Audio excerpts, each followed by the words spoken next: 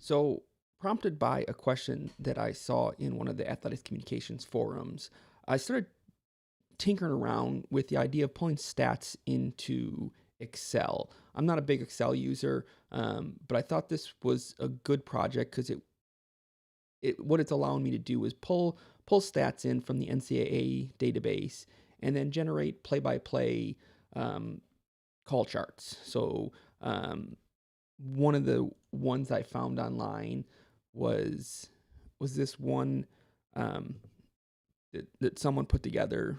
I'm not sure. I mean, obviously it was for a game, an Army game, but I don't know for sure who the opponent is or who came up with this. But I found that, and so like I wanted to try and figure out a way that I could do a lot of this dynamically.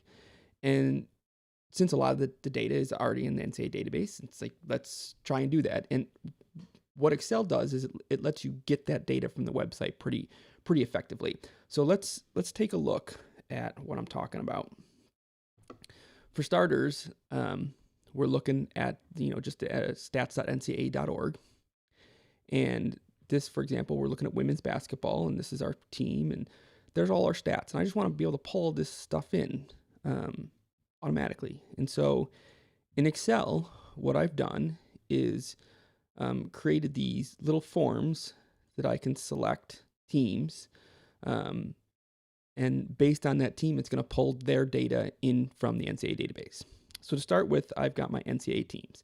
And I've just done the Northwest Conference just as kind of a test. And so I've got the team name, the NCAA ID. This is not the RPI code. It's their ID for the specific sport.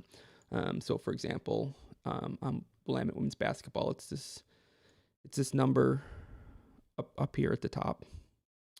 And so I haven't figured out a way to automate getting all those in, but it's kind of one of those things where you can add them as you go, and then they'll be in there for as long as you use it. I've got my full name and my mascot. And so when I come into settings, it's going to pull from there and say, let's say, for example, that we want to play Puget Sound. And let's say Puget Sound is playing Pacific. And I've got these queries in Excel. Over here, you can see them. We're basically pulling in 4 pages: home stats, home roster, away stats, away roster. And once they're loaded, I can come into data, and up here, I can click refresh all. And you can see over here, those are going to refresh. And once they're done, I can then look at, let's say, away stats. So here are all the away stats. Here are all the home stats, home roster, away roster. And what that does is lets me build out a call sheet. So something like this, I just kind of mocked it up based on that one that I saw. And all this stuff updates automatically. So the home team is Pacific, the away team is Puget Sound. And I can go back and change that. It's a Willamette game, and we are going to play Linfield. And so then I can come back here and refresh all again. And you can see all those over there loading up. And once those have all loaded, then I can click into my home call sheet, and there it is. It's updated. Willamette Bearcats with the roster and all of the stats. And I've left these spots where I could manually fill in some information out here if I wanted to.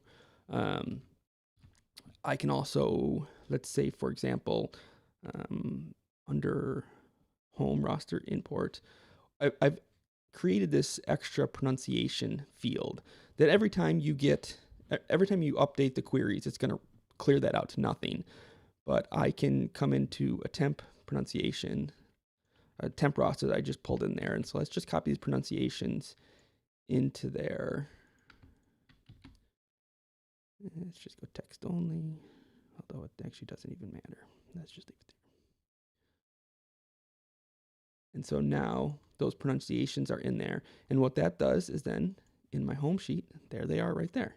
And so at the base level, I can get a call sheet with basic roster information and basic stats, and then I can use that or add to it for a specific game. I want to add more detail. If this is a championship game, maybe I'm going to dig into some more stuff and find some more information I could add to that call sheet.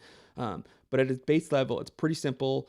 It takes about 60 seconds to load it up, select your teams, and run the queries, and then we can go and print this bad boy out.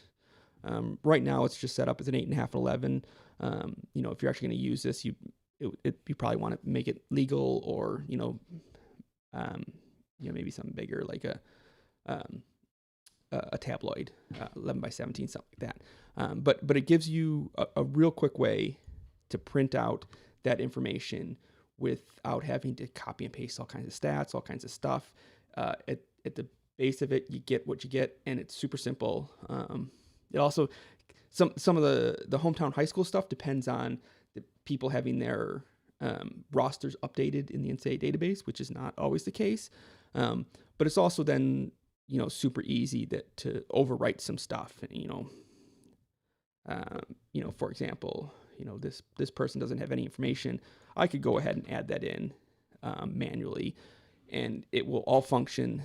The only caveat is it will get overwritten when you refresh those queries. So there's probably some ways that we could work around that.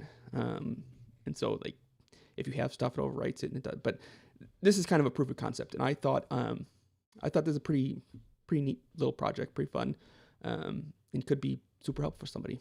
So there you go.